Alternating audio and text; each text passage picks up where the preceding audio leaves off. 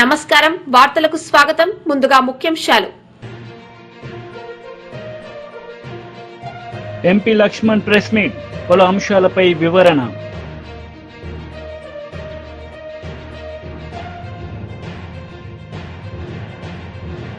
మాజీ మంత్రి Gudivada Amarnath press meet TDP నేతలపై ఫైర్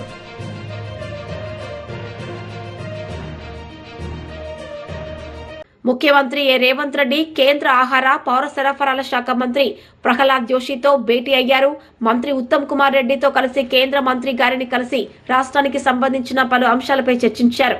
2014-2015 సంవత్సరానికి సంబంధించి స్వీకరించిన ధాన్యం బకాయిలు 1,04,68,094 విడుదల చేయాలని ఈ సందర్భంగా కేంద్ర మంత్రి గారికి వినతి పత్రాన్ని అందజేశారు.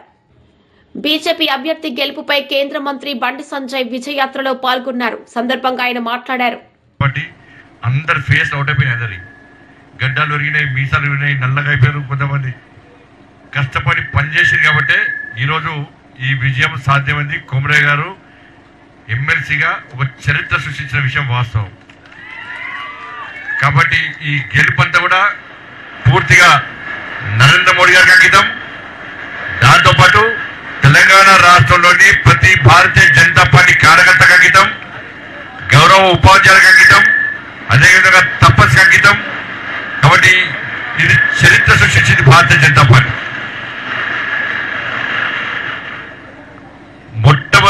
మొదటి ప్రాధాన్యత ఓటుతో గెలిచినట్టే ఒక రికార్డ్. అది ఇవాళ ముఖ్యంగా ప్రధాన భూమిక పోషించింది తపస్సు. ఈ తపస్సు దూకుడుని ఎవ్వరు ఆపలేరని, ఏ ఉపాధ్యాయ సంఘం కూడా తపస్సు దూకుడు ఆపలేరు. చాలా మంది కూడా ఎప్పుడు తపస్సు మెంబర్షిప్ స్టార్ట్ చేస్తారా, ఎప్పుడు మేము ఈ పిఆర్టీయు, డిటిఎఫ్, ఎస్టీయు ఇవన్నీ మాకెందుకు, మాకు కావాల్సింది ఓన్లీ తపస్ అని చెప్పేసి తపస్సులో మెంబర్షిప్ తీసుకోవడానికి అలా తెలంగాణలోని ఉపాధ్యాయులంతా కూడా ఎదురు చూస్తారు. కాబట్టి మన భారతీయ జనతా పార్టీ తపస్ రాష్ట్ర అధ్యక్షులు మా హనుమంతన్నకు, సురేష్ అన్న కూడా, తపస్ సభ్యులందరూ కూడా కష్టపడి పనిచేస్తాం. మనందరూ కూడా భారతీయ జనతా పార్టీ రాష్ట్ర శాఖ తరఫున, మా కిషన్ రెడ్డి గారి తరఫున, మా అందరి తరఫున, మా కొమరయ్య గారి తరఫున కూడా మీ అందరికీ నిజంగా హృదయపూర్వక ధన్యవాదాలు. వాళ్ళు చాలా మంది ఎట్లా పనిచేయాలో పనిచేశారు. దాంతోపాటు ముఖ్యంగా మన ప్రియతమైన నరేంద్ర మోడీ గారు, మేము ఎన్నికల్లో ఎక్కడ తిరిగినా కూడా అన్నా మాకు 12,70,000 ట్యాక్స్ ఎగ్జామ్షన్ మహనీయుడు నరేంద్ర మోడీ గారు. ఇవాళ మా గురించి గతంలో కాంగ్రెస్ పార్టీ కానీ ఏ పాలకులు ఆలోచించలేదు. నరేంద్ర మోడీ గారు మేము పడ్డ బాధలు చూసి మా కోరికను మన్నించి 12,70,000 ట్యాక్స్ ఎగ్జామ్షన్ ఇచ్చిన విషయాన్ని మేము మర్చిపోము. మేము విశ్వాసంతో నరేంద్ర మోడీ గారిని నమ్మి మేము ఓటేస్తాము. ఈ దేశాన్ని శక్తివంతమైన భారతదేశంగా తీర్చిదిద్దుతున్నటువంటి మహనీయుడు నరేంద్ర మోడీ గారి దేశాన్ని ఏ విధంగా పాలిస్తున్నారో దాన్ని చూసిన తర్వాత మా అభిమానాన్ని చాటుకునే అవకాశం ఈరోజు ఎమ్మెల్సీ ఓటు హక్కును వినియోగించుకోవడం ద్వారా మాకు వచ్చిందని చెప్పి భావించిన ఉపాధ్యాయులందరూ కూడా మన నరేంద్ర మోడీ గారి నాయకత్వాన్ని బలపరుస్తూ నరేంద్ర మోడీ గారి పాలన చూసిన తర్వాత ఈరోజు భారతీయ జనతా పార్టీ అభ్యర్థి ఇలా కొమరయ్య గారిని గెలిపించిన విషయం వాస్తవం. ఇలా దాంతోపాటు మీ అందరూ తెలిసిందే, అందరం కార్యకర్తలము ఈ రోజు సంతోషకరమైన వాతావరణంలో మనం ఉన్నాం. కానీ 317 జీవోకు వ్యతిరేకంగా ఇదే ప్లేస్లో, ఇదే హాల్లో, ఇదే కార్యాలయంలో మనం ఆందోళన చేస్తున్నప్పుడు ఇటువంటి ఉద్రిక్త వాతావరణం ఉంది, ఒక గంభీరమైన వాతావరణం ఉంది. ఏ విధంగా కార్యకర్తలు అమ్మా నడిచిరో, ఏ విధంగా కార్యకర్తల మీద పోలీసులు లాఠీ దెబ్బలు కొట్టిరో, ఏ విధంగా భారతీయ జనతా పార్టీ కార్యకర్తలు కాళ్ళు చేతులు విరగొట్టిరో, ఏ విధంగా కేసీఆర్ ఈ కిటికీలో నుంచి ఫైర్ ఇంజన్ పైపుతో కార్యకర్తల గుండెల మీద కొడితే ఇలా కార్యకర్తల గోడకు తలిగి తలలకు గాయాలైన విషయాన్ని ఇవాళ ఉపాధ్యాయ సంఘం ఉపాధ్యాయులు మర్చిపోలేదు. ఇలా గతంలో ఏ విధంగా గెలిచింది, ఏ సమస్యతో ఈరోజు ఇక్కడ నిజంగా 317 జీవోకు వ్యతిరేకంగా కొట్టాడుతుంటే ఇవాళ నాతో పాటు అనేక మంది కార్యకర్తలు జైలుకి పోయిన విషయాన్ని ఇవాళ ఉపాధ్యాయులు మర్చిపోలేదన్న. వాళ్ళు గుర్తించారు. మొదటి నుంచి కూడా ఈ ప్రాంతంలో ఈ 5 ఉమ్మడి జిల్లాలో ఈ 4 ఉమ్మడి జిల్లా ఉపాధ్యాయులు చూస్తున్నారు. అరే 317 కోసం ఏ తపస్సు తప్ప ఏ ఉపాధ్యాయ సంఘం మా కోసం కొట్టాలి, కేసీఆర్ కు వ్యతిరేకంగా కొట్టడానికి వాళ్ళు భయపడ్డారు. 317 జీవోను సమర్థించిన ఉపాధ్యాయ సంఘాలు కూడా ఉన్నాయి. కేసీఆర్ కు భయపడి ఎవ్వరు కూడా మాకు అండగా లేరు. కేవలం ఉపాధ్యాయ సంఘం కాకున్నప్పుడు కూడా ఇవాళ తపస్ ఉపాధ్యాయ సంఘం యొక్క ఆదేశం మేరకు ఆ రోజు భారతీయ జనతా పార్టీ ఇలా భారతీయ జనతా పార్టీలో ఉపాధ్యాయులు లేకుండా కూడా మన ఉపాధ్యాయుల సమస్యలు గుర్తించి అరే భార్య ఒకడా, భర్త ఒకడా, పిల్లలు ఒకడా, తల్లిదండ్రులు ఒకడా, చెట్టుకోలు పుట్టకోలే ఉద్యోగాలు చేసుకునే పరిస్థితిలో మాజీ మంత్రి గుడివాడ అమర్నాథ్ మీడియా సమావేశం నిర్వహించారు. సందర్భంగా టీడీపీ నేతలపై ఆయన మండిపడ్డారు. పలికినటువంటి కూటమి పార్టీ నాయకులు తీరా ఫలితం వచ్చిన తర్వాత నిన్న శ్రీనివాసులు నాయుడు గారు టీచర్స్ ఎమ్మెల్సీగా ఎన్నికైన తర్వాత శ్రీనివాసులు నాయుడు గారి తాలూకు విజయంలో కూటమి పాత్రే ఉంది, కూటమి బలపరిచినటువంటి అభ్యర్థి శ్రీనివాసులు నాయుడు గారు అని చెప్పుకోవడం అనేటువంటిది మరి ఎంతకంట సిగ్గుచేటు ఇంకోటి ఉంటుందా అని చెప్పని అడుగుతా ఉన్నా. మీరు అధికారంలోకి వచ్చినటువంటి కేవలం ఈ 9 మాసాల్లో నేటికి కరెక్ట్గా మార్చి 4వ తారీఖు 9 మాసాలు పూర్తయింది. 9 మాసాల్లో ప్రభుత్వంలో పనిచేస్తున్నటువంటి అత్యధికమైనటువంటి వ్యక్తులు ఉపాధ్యాయులే. ఎందుకంటే దాదాపు రమరమే 6 లక్షల మంది ప్రభుత్వ ఉద్యోగస్తులుంటే అందులో 1,80,000 1,90,000 మంది ఉపాధ్యాయులే ఉంటారు. అంటే 100కి 30% మంది ఉపాధ్యాయులే ప్రభుత్వంలో పనిచేస్తుంటారు. అటువంటి ఉపాధ్యాయులు ఇచ్చినటువంటి తీర్పు గడిచినటువంటి 9 మాసాలుగా ఈ ప్రభుత్వం తాలూకు పనితీరుకి చెంపపెట్టు అనేటువంటి విషయాన్ని ఈ సందర్భంగా చెప్పక తప్పదు. మరి పోనీ ఉపాధ్యాయులు పనిచేస్తున్నటువంటి డిపార్ట్మెంట్, విద్యాశాఖకు సంబంధించినటువంటి డిపార్ట్మెంట్ హెడ్ చేస్తున్నటువంటి మంత్రి ఎవరు? ఈ రాష్ట్ర ముఖ్యమంత్రి గారి కొడుకు. అంటే వీరి తాలూకా పనితీరు ఏ రకంగా ఉందో గడిచినటువంటి 9 మాసాల్లో సరే మా ప్రభుత్వాన్ని కాదన్నారు, మా పార్టీని కాదన్నారు, మమ్మల్ని ఓడించారు, వీరేదో మంచి చేస్తారని ప్రభుత్వ ఉద్యోగస్తులకు కానీ లేకపోతే ప్రజలకు కానీ మంచి చేస్తారని చెప్పి వారికి అవకాశం కల్పించారు. తీరా 9 మాసాల్లోనే వారి తాలూకు పనితనాన్ని, ఇచ్చినటువంటి హామీల్ని, ఎన్నికల ముందు చేసినటువంటి ప్రకటనల్ని అన్నీ కూడా కనీసం గతంలో మేము అధికారంలో ఉన్నప్పుడు వేసినటువంటి పిఆర్సీ దాన్ని కూడా రద్దు చేసి కొత్తగా పిఆర్సీ వేసినటువంటి పరిస్థితులు లేవు. సిపిఎస్కి కొత్త విధానం తీసుకొచ్చి గ్యారంటీడ్ పెన్షన్ స్కీమ్ తీసుకుని వచ్చి దాని మీద దేశవ్యాప్తంగా అనేక రాష్ట్రాల్లో గతంలో జగన్మోహన్ రెడ్డి గారి నాయకత్వంలో వేసినటువంటి గ్యారంటీడ్ పెన్షన్ స్కీమ్ ఏదైతే ఉందో ఇది మిగిలినటువంటి రాష్ట్రాలకు ఆదర్శంగా ఉందని చెప్పి చాలా రాష్ట్రాలు వచ్చి అధ్యయనం చేసినటువంటి పరిస్థితుల్లో దాని మీద హామీ ఇచ్చి దాని జోలికి పోకుండా ప్రతి నెల 1వ తారీఖే జీతాలు ఇస్తామని చెప్పి హామీ ఇచ్చినటువంటి ప్రభుత్వం అది కేవలం 1 నెల మాత్రమే ఇచ్చి ప్రతి నెల జీతాలు ఎప్పుడు పడతాయో తెలియనటువంటి పరిస్థితుల్లో అగమ్యగోచరంగా ఉన్నటువంటి ప్రభుత్వ ఉద్యోగస్తులు వారి తాలూకా కడుపు మంటకి నిన్న వచ్చినటువంటి ఎన్నికల ఫలితం ఒక నిదర్శనం. ఆ ప్రభుత్వం తాలూకా పనితీరుకి గడిచినటువంటి 9 మాసాలుగా కూటమి ప్రభుత్వం చేస్తున్నటువంటి అరాచకాలకి నిన్న ఎన్నికల ఫలితం ఒక నిదర్శనం అని చెప్పి సందర్భంగా తెలియజేస్తా ఉన్నా. సరే కృష్ణా గుంటూరులో గెలిచాం, లేకపోతే తూర్పుగోదావరికి సంబంధించి పట్టభద్రుల ఎన్నికలు మీరు చేసినటువంటి అరాచకాలు 1, 2 కాదు. ఏ రకంగా ప్రభుత్వ 5వ రోజు బడ్జెట్ సమావేశాల్లో పలువురు నేతలు పాల్గొన్నారు. ఈ సందర్భంగా పలు అంశాలపై వివరణ ఇచ్చారు. దానికి ఒక 10 సూత్రాలని మన ఆర్థిక మంత్రి గారు చెప్పారు. అయితే ఈ ప్రగతికి ఈ 10 సూత్రాలు ఖచ్చితంగా మన రాష్ట్రాన్ని తిరిగి నిలబెడతాయి అని ముఖ్యంగా ఆలోచన చేశారు. ఆ 10 సూత్రాలు zero poverty, skilling and employment, population and human resource development, water security, focus on agriculture, logistics, cost optimization and energy fuel, product perfection, and Swachh Andhra, deep technology in all walks of life. మన budget కేటాయింపులను మనం వరుసనే చూసుకుంటూ వస్తే అధ్యక్ష, ఈ 10 అంశాల చుట్టూనే తిరుగుతాం. ఇవే మనకి ప్రగతి సూత్రాలుగా మన ఆర్థిక శాఖ మంత్రి గారు, ముఖ్యమంత్రి గారు, మనం అందరూ కలిసి నిర్ణయించిన సూత్రాలు. దీనికి నేను ఫస్ట్ నేను మాట్లాడిన సందర్భంలో దీన్ని సాధించడం ఎలాగా, అసలు మనకు ఒక లక్ష్యం ఉందా? ఆ లక్ష్యం ఏంటి అంటే healthy, wealthy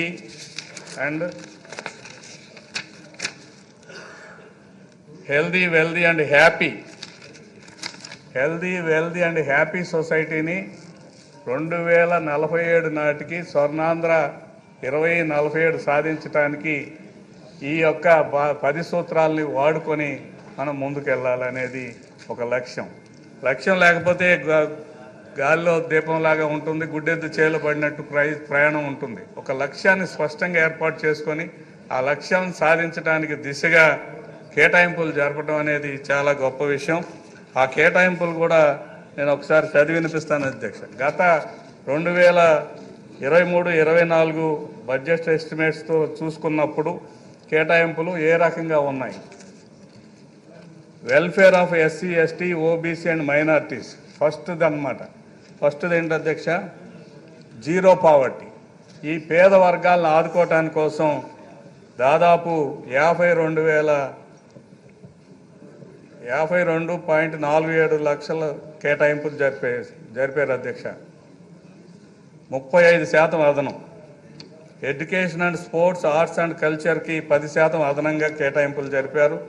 health and family వెల్ఫేర్కి 14%, రూరల్ డెవలప్మెంట్కి 50%, ఇరిగేషన్ అండ్ ఫ్లడ్ కంట్రోల్కి 77%, అగ్రికల్చర్ అండ్ ఎల్ఈడి సెక్టార్కి 128%. ఈ రకంగా కేటాయింపులను మనం చూసినప్పుడు ప్రతి రంగానికి ఇచ్చిన ప్రాధాన్యత ఏంటి, పేద వర్గాల వారికి ఏ రకంగా పెన్షన్ల పంపిణీలే కానీ, హౌసింగ్ స్కీమ్లో కానీ, లేదా డైరెక్ట్ బెనిఫిట్ స్కీమ్స్ కానీ, మైనారిటీ వెల్ఫేర్ కోసం కానీ, అదేవిధంగా పేదవాళ్ళకి ఇళ్ల కేటాయింపులు కానీ, రేషన్ కేటాయింపులు కానీ, ఇవన్నీ మనం లెక్కేసుకుంటే ఆ కేటాయింపులు 35% అదనంగా ఉంది.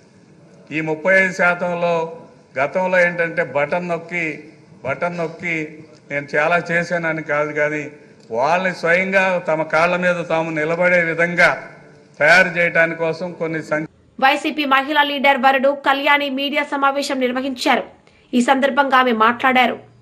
ఈరోజు చిన్న పిల్లల్ని మోసం చేయడం నిజంగా దారుణమని తెలియజేస్తూ ఉన్నాను. ఇలా తప్పించుకునే దారిని కాకుండా పిల్లలకి సరైన టైంలో వాళ్ళకి ఇవ్వాల్సిన తల్లికి వందనం డబ్బుల్ని వాళ్ళ అకౌంట్స్లో వేయాల్సిందిగా కోరుతూ ఉన్నాము. అలాగే తీసుకుంటే మహిళల పని ప్రదేశాల్లో మహిళల పైన లైంగిక వేధింపుల గురించి మాట్లాడుతూ దిశ యాప్ అనేది, ఆ రోజు మహిళల రక్షణ కోసం జగన్మోహన్ రెడ్డి గారు దిశ యాప్ని, దిశ చట్టం, దిశ పోలీస్ స్టేషన్స్ని తీసుకురావడం జరిగింది. దిశ చట్టం అనేది మీ అందరికీ తెలుసు, ఇక్కడ అసెంబ్లీలో తీర్మానం చేసి కేంద్రం దగ్గరికి ఆమోదం కోసం పంపిస్తే అక్కడ పెండింగ్లో ఉంది. ఇప్పుడు వీళ్ళు కూటమి అనేది కేంద్రంతో కూడా ఎలియన్స్లో ఉంది కాబట్టి ఆ పెండింగ్లో ఉన్న దిశ చట్టం ఆమోదం అయ్యేట్టుగా చేసి ఆ అమల్లోకి వచ్చేట్టుగా చేయాల్సిన అవసరం ఎంతైనా ఉంది. లేకపోతే ఈ దిశ యాప్ అనేది 9 నెలలైంది ప్రభుత్వం అధికారంలోకి వచ్చి, ఈరోజు పని చేయకుండా ఉండిన పరిస్థితి. ఇప్పుడు పని ప్రదేశాల్లో ఆడవాళ్ళు ఉద్యోగం కోసమో పని కోసమో వెళ్ళినప్పుడు దిశ యాప్ లాంటి యాప్ కనుక ఉండుంటే చక్కగా SOS బటన్ నొక్కి వాళ్ళ మీద అఘాయిత్యాలు చేయడానికి పూనుకునే వాళ్ళకి వ్యతిరేకంగా పోలీసులు వెంటనే వచ్చి ఆ ఆడవాళ్ళని రక్షించే పరిస్థితి ఉండేది. కానీ ఈరోజు దిశ యాప్ లేకపోవడం వల్ల మహిళలకు రక్షణ లేని పరిస్థితి అయిపోయింది. కాబట్టి తక్షణమే ప్రభుత్వానికి మేము కోరుకున్నాం ఏంటంటే దిశ యాప్ని పునరుద్ధరించాలి. మీకు ఆ దిశ అనే పేరు జగన్మోహన్ రెడ్డి గారు పెట్టారు కాబట్టి ఆ పేరు కొనసాగించడం ఇష్టం లేకపోతే కొత్త పేరు పెట్టుకునైనా దిశ యాప్ లాంటి వ్యవస్థని తక్షణమే తీసుకురావాల్సిన అవసరం ఉందని మేము తెలియజేయడం జరిగింది. అలాగే తీసుకుంటే మొదటి నుంచి కూడా మేము చెప్తూ ఉన్నాము, ఈ కూటమి ప్రభుత్వం అధికారంలోకి వచ్చాక ఉద్యోగుల్ని నెట్ట నిలువుగా మోసం చేశారు. ఎప్పటికీ 9 నెలలైనా ఒక్క డిఏ కూడా ఇవ్వలేదు, ఒక ఐఆర్ ఇవ్వలేదు. అలాగే పిఆర్సీ కమిషన్ అప్పుడు జగన్మోహన్ రెడ్డి గారు వేసిన పిఆర్సీ కమిషన్ చైర్మన్ని ఈ ప్రభుత్వం అధికారంలోకి వచ్చాక తీసేయడమే కాకుండా ఇప్పటికి 9 నెలలైనా కొత్త పిఆర్సీ కమిషన్ చైర్మన్ని వేయలేదు. దానివల్ల ఉద్యోగులు తీవ్రమైన అసంతృప్తితో ఈ ప్రభుత్వం మీద ఉన్నారు అనే విషయం మేము ముందు నుంచి కూడా చెప్తూ ఉన్నాము. దానికి ఉదాహరణగా ఉత్తరాంధ్రలో మనం చూసాము. టీచర్ ఎమ్మెల్సీలో వీళ్ళు అందరూ సపోర్ట్ చేసిన అభ్యర్థి ఎంత దారుణంగా ఓడిపోయాడు అని. అంటే ఉన్న ఓటర్స్లో 75% వ్యతిరేకంగా ఓటేశారు. అంటే ఈ కూటమి ప్రభుత్వం మీద, వీళ్ళు చేసిన మోసం మీద ఉపాధ్యాయులు ఎంత వ్యతిరేకతతో ఉన్నారు, ఏ విధంగా బెత్తం దెబ్బలు కొట్టారు అనేది ప్రజలందరూ తెలుసుకోవాలి. కాబట్టి ఇప్పటికైనా ఈ ప్రభుత్వం వాళ్ళు ఎన్నికల మేనిఫెస్టోలో ఇచ్చిన హామీలు, ఎన్నికల సమయంలో ఇచ్చిన హామీలు తప్పకుండా నెరవేర్చాల్సిన అవసరం ఉంది. ఎందుకంటే ఈ బడ్జెట్ సెషన్లో కూడా మనం చూసాము, ఇచ్చిన మేనిఫెస్టోకి, వాళ్ళు ఇంటింటికి పంచిన బాండ్స్కి, ఈ బడ్జెట్కి ఎటువంటి సంబంధం లేకుండా ఉంది. కాబట్టి ప్రజలలో దీని మీద అప్పుడే తీవ్రమైన వ్యతిరేకత. మాజీ మంత్రి నిరంజన్ రెడ్డి మీడియా సమావేశం నిర్వహించారు. సందర్భంగా పలు అంశాలపై ఆయన మాట్లాడారు. లోబడి ఉండి ఏ కారణం చేతనైనా దురదృష్టవశాత్తు ఒక రైతు యొక్క మరణం సంభవిస్తే, అది ప్రమాదమైన, రోగగ్రస్తమైన, లేకుంటే మరోటైనా మరణం అంటూ ఏ రకంగా జరిగినా దురదృష్టవశాత్తు ఆ రైతు కుటుంబం వీధిన పడొద్దు, ఇబ్బంది పడొద్దు అని చెప్పి ఆ రైతును ఆదుకోవడం కోసం మాత్రమే ఉద్దేశించినటువంటి అత్యద్భుతమైన పథకం అది. ప్రీమియం ప్రభుత్వమే చెల్లించి ఆ రైతు మరణానికి సంబంధించినటువంటి వివరాలు ఒకసారి వ్యవసాయ అధికారి, పంచాయతీ అధికారి మరణాన్ని ధృవపరుస్తూ వివరాలు పోర్టల్లో ఆన్లైన్లో అప్లోడ్ చేస్తే ఎవ్వరు పోయి ఏ కార్యాలయం చుట్టూ పోయి తిరిగేటువంటి కర్మ లేకుండా 5 నుంచి 6 లేదా 7 వర్కింగ్ డేస్లో 5-6 పని దినాల లోపలే ఆ కుటుంబానికి నేరుగా అకౌంట్లోకి డబ్బులు వచ్చి పడేవి. ఇటువంటి అద్భుతమైనటువంటి పథకానికి శ్రీకారం చుట్టి రాష్ట్రంలో మా ప్రభుత్వం దిగిపోయే నాటికి ప్రవేశపెట్టినటువంటి ఈ పథకం ద్వారా రైతులకు 1,18,198 కుటుంబాలకు 1,18,198 కుటుంబాలకు ఒక్కొక్కరికి 5 లక్షల రూపాయల చొప్పున ఆ గతించిన రైతు కుటుంబంలో బీమాను అందించడం జరిగింది. దీనికోసం మొత్తం కేసీఆర్ సర్కార్ ఆనాడు ఎల్ఐసికి వివిధ సందర్భాల్లో కట్టినటువంటి ఈ మొత్తం డేటా అంతా ఉంది. వివిధ సందర్భాల్లో కట్టినటువంటి ప్రీమియం డీటెయిల్స్ అన్నీ. ఫస్ట్ ఇయర్లో ప్రీమియము ఉదాహరణకి మనం మొదలుపెట్టినప్పుడు ఫస్ట్ ఇయర్లో 2,271 ఉంటే అది ఏటేటా అది పెరుగుతూ పోయింది. ప్రీమియం ఇప్పుడు 3,829కి వచ్చింది. అట్లా ఏటేటా పెరుగుతూ పోయింది.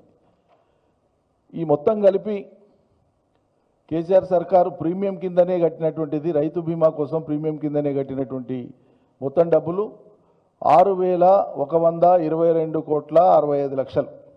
మళ్ళీ చెప్తాను, 6,122,65,00,000 రూపాయలు ప్రీమియం కింద చెల్లించింది. అందుకు మన రైతుల యొక్క క్లెయిమ్స్ ఏవైతే ఉన్నాయో 1,18,198 కుటుంబాలకు రావడం జరిగింది.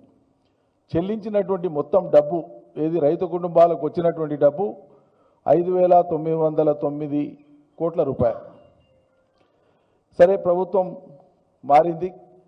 వీళ్ళనాడు కొనసాగుతున్న పథకాలే కాదు, వ్యవసాయ పథకాలు, వాటికి అదనంగా మేము చేస్తామన్నారు. చాలా గప్పాలు కొట్టారు, అవన్నీ మనం చూసినాం. మరి ఈరోజు కేవలం 750 కోట్లు ప్రీమియం కట్టాల సర్కార్. రైతు బీమా పథకం అమల్లో ఉండాలంటే ఈ సర్కార్ ప్రీమియం కట్టవలసినటువంటిది 750 కోట్లు.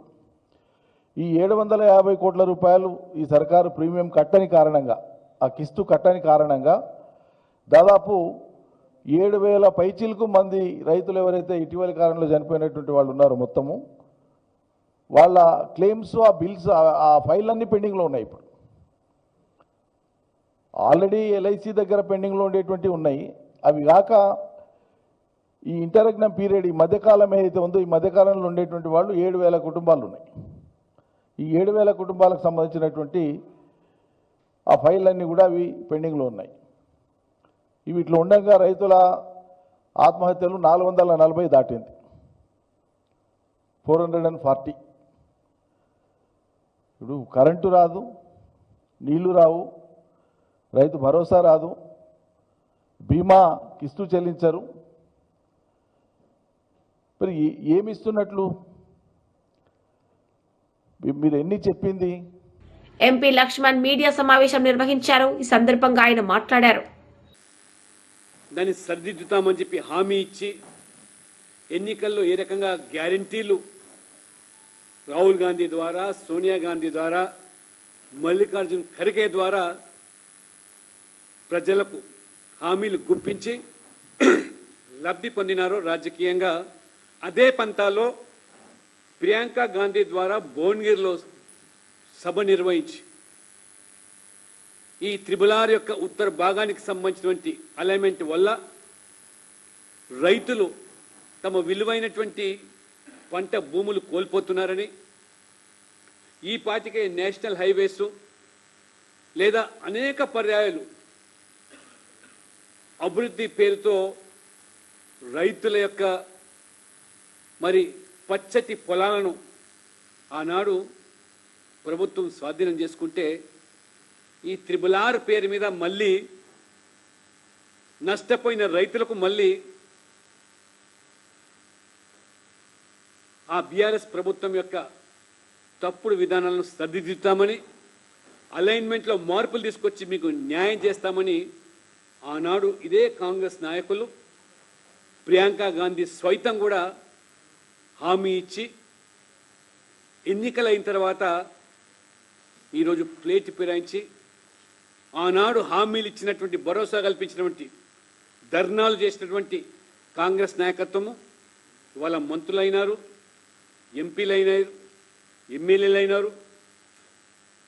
ఈరోజు వాళ్ళ నోళ్ళు ఎందుకు మూగబోయినాయి?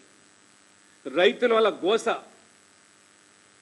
ఆనాడు మరి బీఆర్ఎస్ యొక్క మోసాలను సరిదిద్దుతామని చెప్పి ఇవాళ అధికారులకు వచ్చిన తర్వాత ఏ రకంగా వాళ్ళ గోస పుచ్చుకుంటున్నారో, వాళ్ళ మోసానికి ఇది పరాకాష్ట. మంత్రులు పతాలేరు, రైతులు వారు మొరబెట్టుకుంటామంటే ఎంపీలు, ఎమ్మెల్యేలు ఇది మా చేతుల్లో లేదు, ముఖ్యమంత్రి స్వయంగా దీన్ని పర్యవేక్షిస్తూ ఉన్నారు, ముఖ్యమంత్రి గారికే మీ గూడు చెప్పుకోండి అని చెప్పి. అంటే ఇవాళ ప్రియాంక గాంధీ అయితే వచ్చే పరిస్థితి లేదు. ఆయన ఇదే రాహుల్ గాంధీ గారు అశోక్ నగర్లకు వచ్చి నిరుద్యోగ యువతను రెచ్చగొట్టి 2 లక్షల ప్రభుత్వ ఉద్యోగాలు ఇప్పిస్తాం, ఓటేయమని చెప్పాడు. 1 సంవత్సర కాలంలోనే ఇవాళ పతా లేకుండా పోయినారు. కాబట్టి తీరా చూస్తే ఇప్పుడు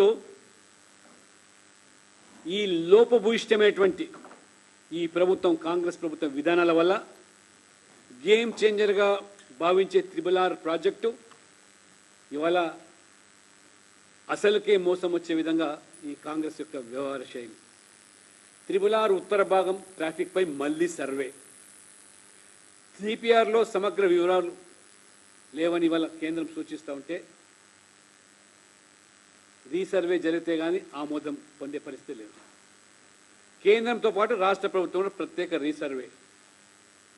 వాస్తవంగా డిపిఆర్ తయారు చేసే ముందు ఆ మార్గంలో ఎన్ని వాహనాలు తిరుగుతాయి, ప్రయాణించేటువంటి వాహనాల సంఖ్య ఎంత, ఆ టోల్ మాధ్యం ద్వారా ఆ వాహనాల ద్వారా ఎంత ఆదాయం సమకూరుతుంది, ఎంతమంది ప్రయాణికులకు వెసులుబాటు కలుగుతుంది. ఎందుకంటే ఈ పాటికే ఓఆర్ఆర్ అనేది. వైసీపీ లీడర్ ఎస్వి సతీష్ కుమార్ రెడ్డి మీడియా సమావేశం నిర్వహించారు. ఈ సందర్భంగా ఆయన మాట్లాడారు.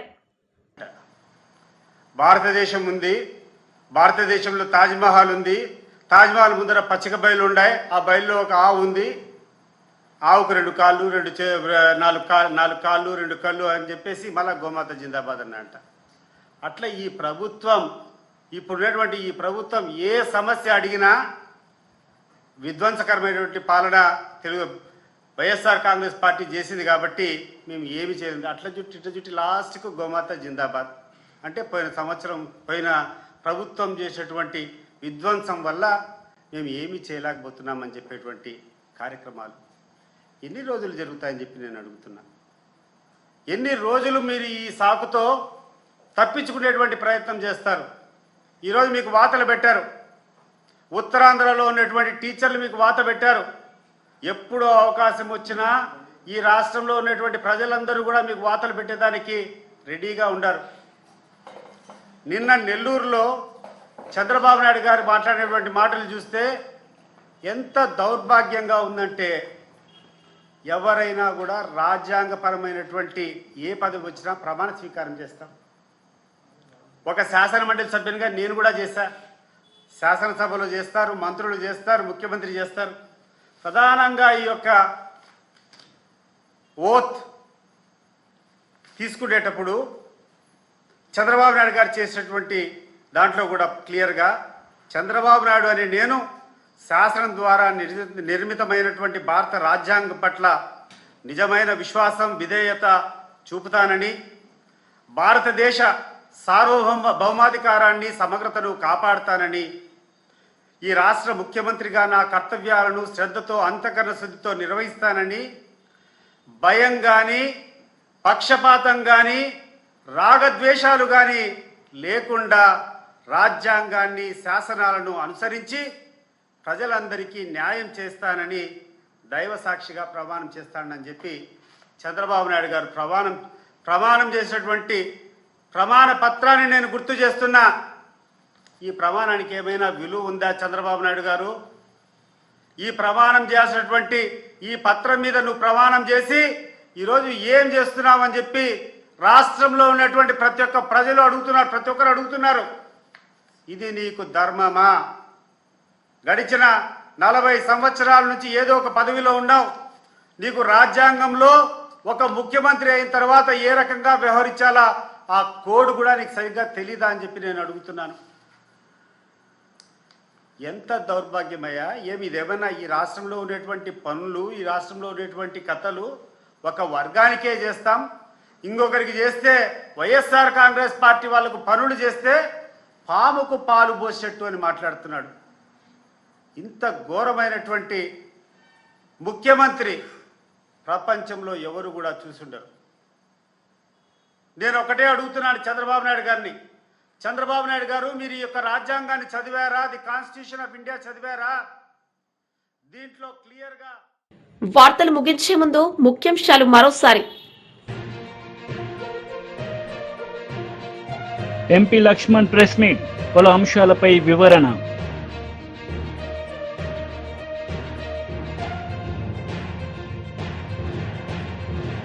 మాజీ మంత్రి Gudivada Amarnath press meet, TDP నేతలపై ఫైర్.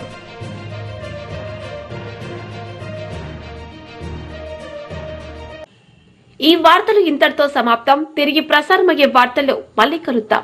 అంతవరకు సెలవు. నమస్తే.